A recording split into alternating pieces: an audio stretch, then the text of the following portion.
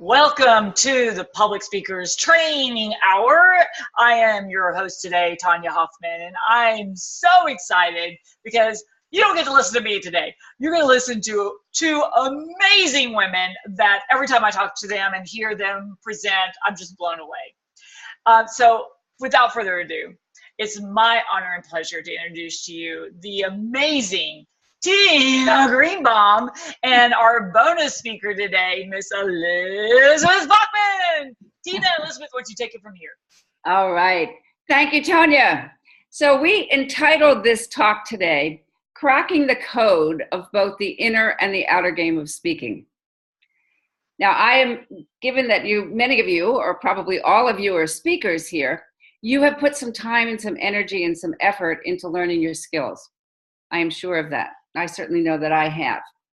At the same time, my focus is on the inner game, actually what goes on between the ears, when you are speaking, before you speak, after you speak, so that you begin to start to be able to manage the emotional part of being a speaker. I don't know about you, but I've had an experience where I had practiced my speech, I was all ready to go. I tell the story a lot of times. I was at Toastmaster in New York City at a fabulous Toastmasters club, and I got up there and I was introduced, and it was a very formal place. So I kind of got myself all ready, and I shook the Toastmaster's hand, and I got up there, and nothing. I absolutely forgot every single thing that I had practiced. You see, because the night before, I looked over my beginning, which I had memorized, and I had memorized the end, which was their recommendation. But what I didn't like it so well. So I changed it a little bit, and that was really my downfall, because the way that I had learned it and the way that my body and my mind had learned it was on a particular track. And then when I changed it, I didn't have that foundation. So it was a friendly crowd, and I just said, ladies and gentlemen, I hope that you'll excuse me, but I'm going to start all over again. And so that's what I did. I sat there for a minute, and then my talk began to, what I say, it was given to me because I had practiced it, and I gave myself the time and the space to calm down. What I had studied sort of appeared. Now, that was really great. For a Toastmasters group, it was an educational experience, and it was a learning experience, and I could do that. But if I were getting paid thousands of dollars to do a keynote speech, I don't think the people would be too happy with me. So what I want to do is I want to look at and give you perhaps some things that you're not that familiar with, depending on your field and how much of the neuroscience that you've studied or that you know about, and the neuroplasticity. So let me kind of go through a little bit about what this neuroplasticity is. And just using the example of that talk that I had learned, I practiced, and I created a pathway in the brain that began to actually build what they call myelin sheath around it. The more you practice something and the more you practice it, you create this pathway, and then you create this myelin sheath around it. And the more you practice it, the thicker that myelin sheath gets, and the faster the connection goes. So one of the things I thought was really interesting when they talk about intelligence, it's really about how fast the brain makes those connections. So how does this kind of refer back to, I have a program I call it Mastery Under Pressure. What are the skills that we need to build that myelin sheath so that when we get to perform, we're performing our absolute best? So what I'm going to do is I'm going to take you through the skills that I teach and that every great performer and every great athlete has, what I say, right at their fingertips. And the more you practice these skills, the more skillful that you're going to become. And the more that you can relax when you're actually speaking, because then you can get to be, as we know, we talk about it all the time, how authentic are you? How real are you? Well, if you're up in your head and you're trying to remember what you're saying or where you're going, or you're worried about whether people are listening to you or they're using their telephones and are they bored, or they this or they that, you then lose your ability to be connected to yourself. So let me go through the skills that I teach and that I think would be really helpful. Again, you may know these and you may be very well practiced, or you may not. Now, there's another thing that I say when I give my talks. It's what I'm going to tell you is what I call common knowledge. It's common knowledge, but it's not necessarily common practice. Just talked to somebody just a few minutes ago. I know that. Well, we know this stuff, but you're going to be really, really, really fantastic if you practice and you build that pathway that goes really quickly. So the first thing is focus. When are we in focus and when are we out of focus? So right now I'm talking to you and I'm sort of hearing some noise in the background in my apartment. And my attention is to be on you. So what do I do with that sort of background noise? I let it become, I don't know if you've ever heard of the term called figure ground. So something that is figure is like right in front of us, and something that's ground is in the background. So my job in terms of kind of blocking out the construction that's outside or the noises is to bring my focus right here. Actually, I'm looking at the green light on my computer, and to focus here. And so that whatever's going on in the background, whether somebody, again, going back to a speech, whether somebody's using their phone or they're texting or this or that, my attention and my focus is on you as the audience and what it is that I want to say to you. And most importantly, and this is the piece that I really want to bring home to you, most importantly is, where is my energy coming from? Now, I'm sure you've heard speakers, which I sometimes call like a talking head. And their voice is way up high, and I hear things, but I don't feel them. So if we want to connect, we want to be focusing on all the things that speakers think about. And Elizabeth is going to talk about the outer game, some of those skills that we think about. But the inner game is, I want to continually connect to my heart. And then if I'm feeling sometimes a little spacey, sometimes I'm talking, but I'm still not connected, I want to feel my feet. I want to be grounded. So these are some places that you can begin to focus. At the end of this, if we have some time, I'm going to give you one or two little exercises that you can practice and that you can build that skill in your body. Because remember, the body gets all the information first. So if we're getting triggered and our nervous system is getting challenged, the body gets it before the mind gets it. And again, if we spend a lot of time up here, we're going to miss all this information that's coming from the body. So that's number one, focus. The second thing is relaxation. Now, I worked for a long time with women with eating disorders. That was my very first practice. And what I have learned over the years, I've been doing this stuff for about 34 years now, that all addictions are anxiety-based. So an addiction could be a work addiction. It could be an exercise addiction. It could be alcohol, drugs, smoking, anything that causes us to not want to feel what it is that we're feeling. So again, if we bring it back to being a speaker, sometimes it's scary. Sometimes we're nervous. Sometimes we're actually really excited. And at the same time, our nervous system is doing all kinds of funny things with us.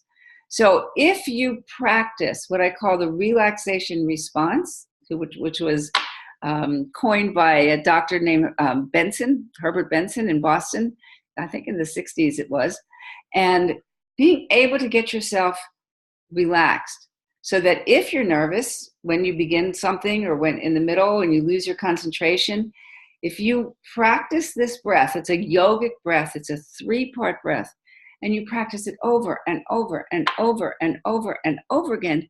When you're not speaking, when you are speaking, the body's going to be calm. And if it's not, you're going to be able to take just that nice, deep breath, take a pause, look around, Okay, and everything, your mind is going to start to settle down again, and you're going to come back into your body, and you're going to be able to continue again. So don't you think it'd be really cool to have these skills that you know that you've got some support that you have created within yourself for those emergencies, for those times when all kinds of things happen that we don't even know that are going to happen. Okay, so focus, relaxation. I also encourage people, and this is not going to be anything new to this group, to have a meditation practice. Now, I believe in my experience that you cannot have that calm body and that quiet mind without training it. And when we meditate, and there are many, many, many different kinds of meditation. Meditation, and you may want to kind of write this one down because it's really helpful, is focused concentration. So it doesn't matter what I'm focused on. If I'm focused on this little green light right here in front of me, or if I'm focused on a candle, or if I'm focused on my breath, and you bring all your attention onto this one particular thing. It could be a sound. It could be a mantra. It could be anything. It could be a phrase. It could be a feeling, loving kindness. There are all different kinds of meditations. Mindfulness is another kind of meditation where you are just noticing every sound, every feeling, every sensation. And it begins again to quiet down the left side of the brain, which is the chatter side, and open up the right side of the brain, which is your creative side. And my best presentations have been, and I have to say, when Elizabeth helped me with a workshop that I did, she took care of all the detail, all the stuff that was in the background, which we trade off on to helping each other. And I was able to focus on my audience. And it was this tremendous, tremendous freedom. So focus, relaxation, meditation, mindfulness. Another one is changing your negative self-talk into what I call productive thinking. So we all have, because it's just part of our nature, the way that our brain is designed is to protect us from danger. And so we always have, the mind is always alert. What's happening? What's happening? What's happening? And so as we learn these skills, we operate at a higher level of functioning. And we have to be trained. We have to train the mind. So we have to notice through mindfulness and non-judgment what exactly we are saying to ourselves. Because we can't change anything until we recognize exactly what it is that we're doing. So anytime that you're giving a talk and you get annoyed with yourself, or you're upset with yourself, or that you say, oh, that was, I don't know why I did that. You are now, again, taking away your focus. So now you don't have 100% of your attention on what it is that you're doing. And you are also creating a chain, because the brain, it takes about 30 seconds for the chemical production to go in where we start to obsess about something. So if you notice a negative thought coming in, you can have a talk, you can have kind of stuff, but let it float by you. Okay, because as soon as you start to engage, now you're engaging your chemistry, you're engaging your neurotransmitters, and it's much harder to quiet that voice down. So what I say is, number one is awareness. You have to notice first what it is that you're doing. And once you become aware, then you can begin to decide what it is that you need to change. And then you need to practice and practice and practice and practice. Okay, another one that we need to be able to use is visualization. How do we create powerful, powerful visualizations? Because if you visualize what it is that you want to create in great detail before you create it, the brain has already done it. So that when you get to do it, it's like deja vu. And so one of the important things to remember about visualization is you need to bring in all the five senses. If you imagine that you're sucking on a lemon, you're visualizing it, and you taste it, and you feel it, and you can even hear the crunch in your mouth. You are engaging all of your senses so that actually the salivary glands actually start working. So that's visualizations. And another really, really big one that we don't have a whole lot of time for here, but I'll tell you a little bit of way that how we can, we can work more together if you like. It's about transforming fear and noticing fear, how it shows up in your life. Sometimes we feel it, and sometimes it's through our actions, avoidance, procrastination, all kinds of ways. And I'm hearing a little background noise from somebody. So I like to say that I use fear as my greatest teacher. What we typically do is when something scary comes along, our tendency is to want to push it away. It's normal, it's natural, it's human. But if we turn around and we look at it and say, God, what am I so scared about? And we just stay with it, and we stay with it, we stay with it. We just get something, oh, that's what I get that. Well, now I can problem solve around that. So those are the 5, kind of 5.5: focus, relaxation, dealing with meditation, mindfulness, changing your negative self-talk, creating powerful visualizations, and transforming fear. And if you'd like to know more, you can reach me at tinagreenbaum.com. That's Green like the color, B as in boy, AUM as in Mary. Tina at tinagreenbaum.com. I'm happy to do a discovery strategy session with you if these are some of the issues that are up for you and you would like to know a little bit more about how to manage them and perhaps dive in a little bit deeper with me. I'd be happy to talk to you. And so my time is up, and Elizabeth is going to take some of these things and take them on to how she talks about the outer game of speaking, more of the skill base of being a fabulous public speaker.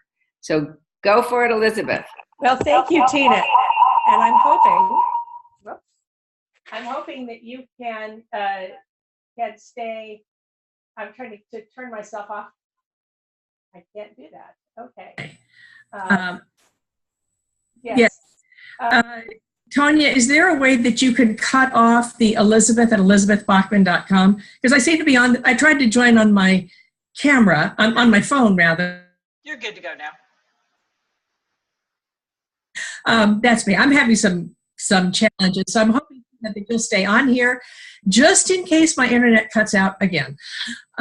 Anyway, just to tell you all, I am a presentation skills coach, and I'm also an international opera director.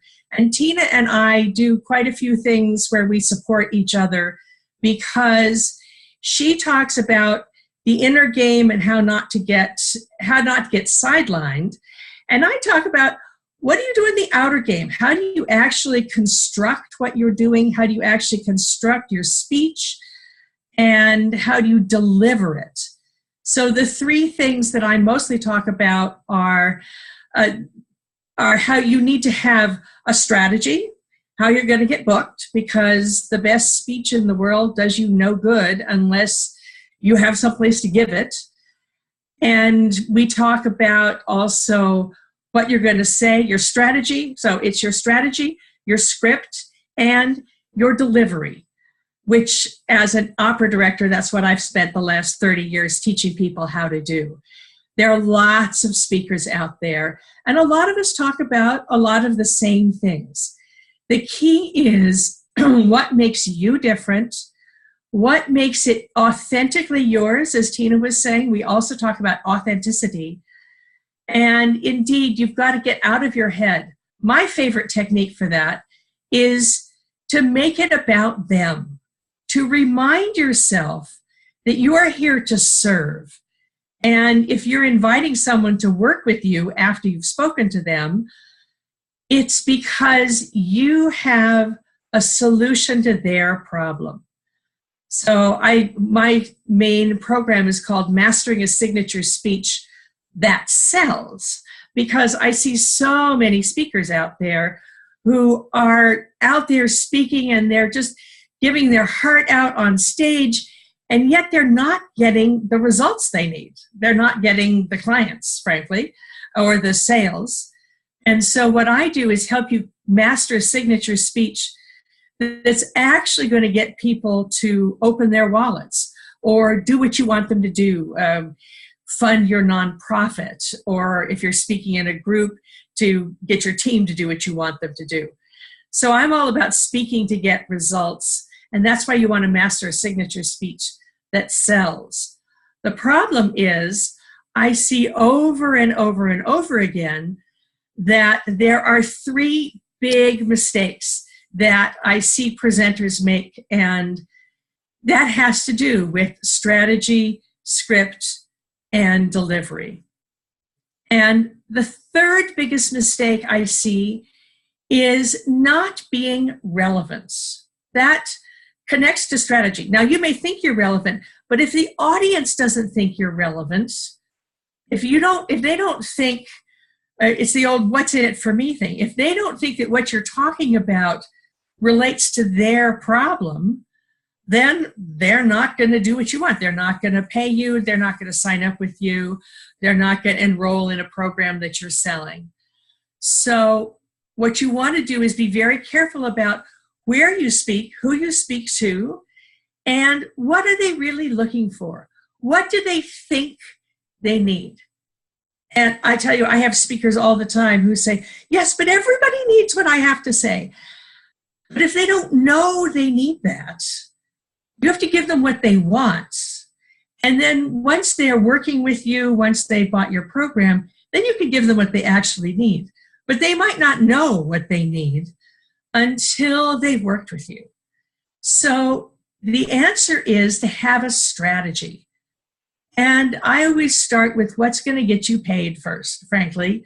Those of us in the Public Speakers Association, we're all professional speakers. We all get paid to speak. And so what you really want to do is make sure that you know where you're going. Mistake number 2 is too much how, not enough why. And granted, we've all heard this before. This is sales 101, after all. It's sell the sizzle, not the steak. And yet, those of us on this call, those of us in the Public Speakers Association, we're all experts. I mean, Tina, you're an expert in what you do, aren't you? Tanya, everybody else on the call, you're all experts. So it's really easy to get sidetracked into talking about what you do, what you're passionate about, and how you do it. The key to that is to remember, again, it's for them. So you want to tell them why they need this information. For you as a speaker, the why you want to master the outer game of speaking, master a signature speech that actually sells, is so that you can get paid to speak about what you're passionate about. So again, the key is make sure that you focus on the why, not the how. The sizzle, not the steak, if you will. And I know it's Sales 101, but we can all stand to be reminded. And the first biggest mistake I find is either being bland or being pushy. I mean, have you ever seen a bland speaker? Think about that. Yeah. Have you ever seen a pushy speaker? Has anybody here ever been that bland or pushy speaker? I'm afraid I have to do, I don't think I've ever been bland, but I've sure been pushy. When I've been afraid, and when I've done, as Tina says, when I've gotten into my head and I've worried about what I'm thinking about and not about what they need, that's when I can get pushy. And I work very hard not to do that. It's all about how you present yourself, how you stay grounded and focused. My client, Mary, is a wordsmith, so her words are wonderful. And yet, when she gets nervous, she gets very serious and her shoulders hunch up and she forgets to smile. I don't know if any of you relate, but we worked then on how she delivered her material. And I'll never forget, she sent me an email not too long ago saying, oh my God, it was amazing. I was really scared because I only had 3 minutes on stage and I wasn't allowed to make an offer. But I did what you told me. I trusted what you told me to do. And my friends said later, they'd never seen me so grounded and so compelling. And best of all, after the program, 8 people came up to my speech, came up to my table afterwards and signed up for my introductory program. So I made $8,000 in 3 minutes. Woohoo! That's why that's why your delivery is so important.